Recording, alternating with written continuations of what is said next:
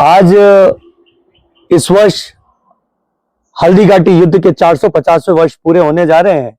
इसी की व्यूह रचना को लेकर प्रताप गौरव केंद्र से आदरणीय अशोक जी पुरोहित साहब, आदरणीय समाज सेवक के रूप में श्रीमान चंद्रगुप्त सिंह जी चौहान साहब, यहाँ रक्त तलाई के सभी निवासी और 18 जून को जो कार्यक्रम होना है उसकी व्यूह रचना के लिए यहाँ पर पधारे हैं। तो मैं आदरणीय अशोक जी आपसे पूछना चाहूंगा कि आप इस हल्दी घाटी के बारे में, उस युद्ध के वृतांत के बारे में और इस विजय दिवस को कैसे मनाने जा रहे हैं, कुछ बताएं आप।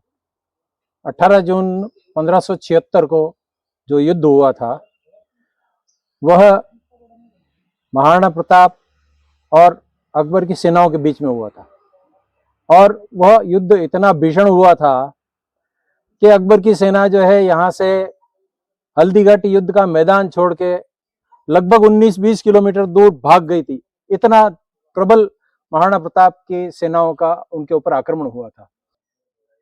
युद्ध जो है इतना भीषण हुआ कि लाशों के ढेर जो लगे थे, तो उस दिवस की स्मृति को सभी समाजजनों के अंदर वापस जागृत करने के लिए इस वर्ष 450वें वर्ष में हल्दीघाटी युद्ध का प्रवेश होने जा रहा है। तो इस 450वें वर्ष को हल्दीघाटी विजय दिवस के रूप में मनाने के लिए जो योजना बनी है, स्थानीय जो संगठन है, महाराणा प्रताप से संबंधित जितने भी संगठन है, क्षत्रिय समाज के संगठन है और सर्व समाज के जो संगठन है, उन सब ने मिलकर ये तय किया है कि 18 जून को आने वाली जो विजय दिवस है उस दिन यहाँ पर हल्दी घाटी में एक यज्ञ, सवेरे यज्ञ संपन्न करवाया जाएगा। हल्दी घाटी की जो मिट्टी है वह पवित्र मिट्टी साथ में कलश में लेके और यहाँ से एक विजय यात्रा शुरू करेंगे। उसके साथ यज्ञ की भस्मी और वो विजय यात्रा विजय कलश के रूप में यहाँ से ले जाके उदयपुर तक वो यात्रा जाएगी। जैसा कि आदरणीय अशोक जी भाई साहब, जब हम आए हैं, ये जो एक ऐतिहासिक स्थल तो है ये, लेकिन जहाँ हम बैठे हैं इस जून के महीने में, इस गर्मी में भी, इस छाया के नीचे खोड़ी इमली या जो चेतक का समाधि स्थल है, यह पवित्र स्थल अश्व देवता के इस स्थल पर आए हैं और इस प्रकृति ने भी उस युद्ध में पूरा सहयोग किया है। कहते हैं कि इस पहाड़ों का कण कण उस जो योद्धा थे वो अपने रक्त से इस भूमि को रक्त से आतुर होने को तैयार थे और सभी का योगदान रहा। आदरणीय चंद्रगुप्त सिंह जी साहब, मैं पूछना चाहूंगा, हल्दी घाटी युद्ध जो हमारा विजय के रूप में रहा, सभी समाज जनों का, सभी का कैसे उस युद्ध में सर्वधर्म का एक संदेश महाराणा प्रताप से उस समय में हमें प्राप्त हुआ, सभी का कैसा सहयोग रहा, उसको आप कुछ याद करते हुए बताएं। हल्दी घाटी का युद्ध तो वास्तव में देखा जाए तो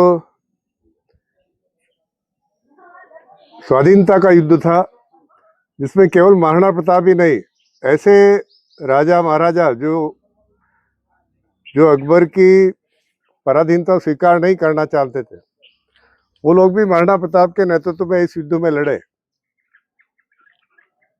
अब जो हेतु है आज की यात्रा का, आज हल्दी घाटी भ्रमण का, आज सवेरे से प्रातःकाल से हम लोग हल्दी घाटी में है, केवल यह है कि जो समाज में आजादी के 75 वर्ष उपरांत भी कहीं न कहीं ये संशय है कि क्या इस युद्ध में महाराणा प्रताप विजय हुए या नहीं हुए, तो हम इसको ऐतिहासिक तथ्यों के आधार पर जनता के समूह के विषय ले जाने में प्रयासरत है कि महाराणा प्रताप इस युद्ध में निश्चित रूप से विजय हुए और जन जन तक महाराणा प्रताप के इस युद्ध के एक वर्ष पूरा एक वर्ष हम हल्दी घाटी विजय वर्ष के रूप में ये सारा वर्ष मनाने जा रहे हैं।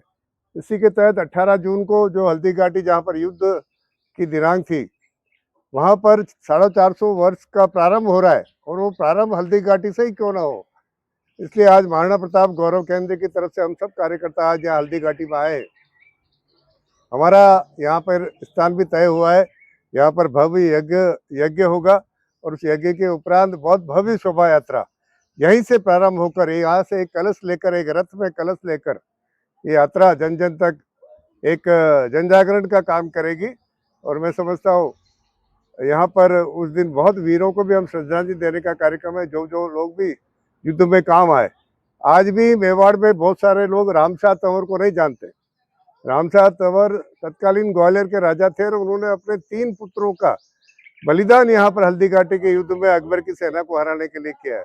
ऐसे योद्धा लोगों को भी समाज के सामने लाने का प्रयास किया जाएगा और महाराणा प्रताप गौरव केंद्र क्योंकि एक राष्ट्रीय तीर्थ के रूप में विकसित हो चुका है, अब महाराणा प्रताप गौरव केंद्र का ये पहल है कि किस प्रकार से महाराणा प्रताप की बारे में जो भ्रांतियां है उसको दूर करते हुए सही इतिहास समाज के सामने लाया जाए। हम सब लोग उसी निमित्त आज यहाँ पर आए हैं।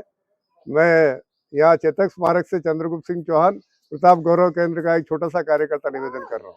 बिल्कुल, यहाँ का जो कण कण है वो अपना एक इतिहास अलग ही कहता है। यहाँ पर कई उदाहरण हमें देखने को मिलते हैं। ऐसी हल्दी घाटी की मिट्टी पर आने पर बहुत ही एक अद्भुत अनुभव होता है।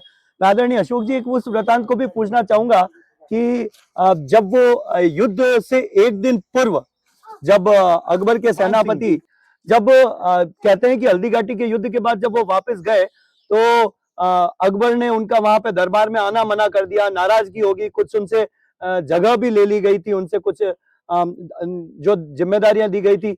और यहाँ पर जो अकबर की सेना जो रुक गई थी, बच गई थी, वो बताते हैं कि उन्हें यहाँ पे आम खाने पड़े, अपने घोड़ों को काट के खाना पड़ा। और कई बार उन्होंने अपने लिखा है वृतांत में कि हम कई बार अजमेर तक जाते हुए हमें कई बार लूटा गया। तो निश्चित रूप से वो हार का मुंह देख कर ही गए थे। और क्योंकि हल्दी घाटी के युद्ध के बाद में महाराणा प्रताप ने कई पट्टे यहाँ पर लोगों को जारी किए। तो आप बताएं, हल्दी घाटी युद्ध से पहले महाराणा प्रताप का कैसा भाव, कैसा व्यवहार था अपने शत्रु के प्रति भी कि युद्ध भूमि में लड़ना है, कैसा करना है। तो वो मान सिंह का वृतांत बताएं कि क्या हुआ था।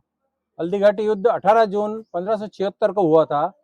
तो उसके 2 दिन पहले मान सिंह की जो सेना थी वह खमनोर में आके उसने अपना डेरा डाल दिया था।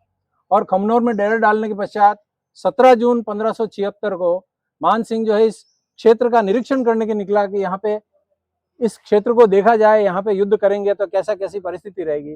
तो शाम को जब मान सिंह इधर से निकला तो प्रताप के जो गुप्तचर थे और जो सैनिक थे उन्होंने मान सिंह को पकड़ लिया। लेकिन महाराणा प्रताप ने कहा कि नहीं, हम जो है धोखे से किसी दुश्मन को भी नहीं मारेंगे, हम जो है युद्ध के तरीके से युद्ध करेंगे और युद्ध में उसको जो है हम विजय करेंगे। और मान सिंह को उन्होंने जीवित छोड़ दिया।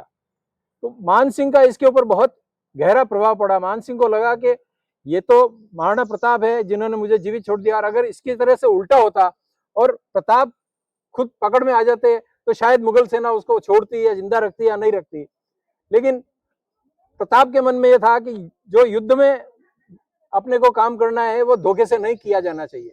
और अगले दिन 18 जून 1576 को जब युद्ध हुआ तो प्रताप की सेना जब उस युद्ध में हाहाकार मचा रही थी, लाशों के ढेर लगे हुए थे, तो उस समय में महाराणा प्रताप ढूंढ रहे थे कि मान सिंह कहाँ है। वो हाथी पर चढ़कर आया था और रास्ते में अकबर के सेना का एक बहुत ताकतवर जो सैनिक था जिसका नाम था बहलोल खां लोधी, वह कद काठी में भी बहुत ऊंचा और बहुत ताकतवर था। तो वो रास्ते में आ गया। तो महाराणा प्रताप के जो अंदर जो क्रोध भरा हुआ था, महाराणा प्रताप ने उस बहलोल खां लोधी को घोड़े सहित 2 भागों में चीर दिया। और उसके बाद वो चेतक को लेके और मान सिंह की तरफ बढ़े। और चेतक जो है मान सिंह के हाथी के सूंड के ऊपर दोनों पांव टिका के, और प्रताप ने अपना भाला उन मान सिंह के ऊपर फेंका। वो मान सिंह हौदे में छिप गया और वो भाला महावत के लगा। लेकिन प्रताप को ये लगा कि शायद मान सिंह मर गया है, तो उन्होंने अपने घोड़े को उतारा। लेकिन उतरते समय उस मान सिंह के हाथी के सूंड में एक तलवार लगी हुई थी, उस तलवार से चेतक का पांव कट गया। पांव कटने के बाद भी चेतक जो है प्रताप को लेकर पूरे युद्ध क्षेत्र में घूमता रहा। और फिर अंत में वह अपने प्रताप को बचाने के लिए उसने दौड़ लगाई, और दौड़ लगा के यहाँ पे लगभग 26 फीट चौड़ा एक बरसाती नाला बह रहा था, बिल्कुल पास में ही उसमें पानी बह रहा था, उसको पार करके, और यह जो स्थान है जहाँ पर हम अभी यहाँ पर बैठे हुए हैं, जो खोड़ी इमली, वहां पे एक इमली हुआ करती थी और वो चेतक की टांग लंगड़ी हो गई थी, तो लंगड़े को यहाँ पे खोड़ा कहा जाता है। तो खोड़ी इमली के नीचे उसने अपने प्राण त्याग दिए, और यहाँ पे उसका चेतक का यह समाधि स्थल बना हुआ है।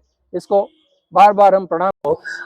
हल्दी घाटी विजय दिवस पर सभी समाज संगठन, सभी प्रताप प्रेमी, प्रताप भक्त आप सभी पधारे हैं और इस हल्दी घाटी के यज्ञ में सम्मिलित होकर इस पर पूजन कर यहाँ पर आने वाले जो भी हमारे पर्यटक होते हैं उनके साथ जुड़कर इस कार्यक्रम को और भी भव्यता प्रदान करें। बहुत बहुत धन्यवाद आदरणीय अशोक जी भाई साहब, चंद्रगुप्त जी भाई साहब, यहाँ के स्थानीय पुजारी जी, और मैं सभी पर्यटकों का, प्रताप प्रेमियों का, आपका सभी का बहुत बहुत धन्यवाद व्यक्त करता हूँ। धन्यवाद।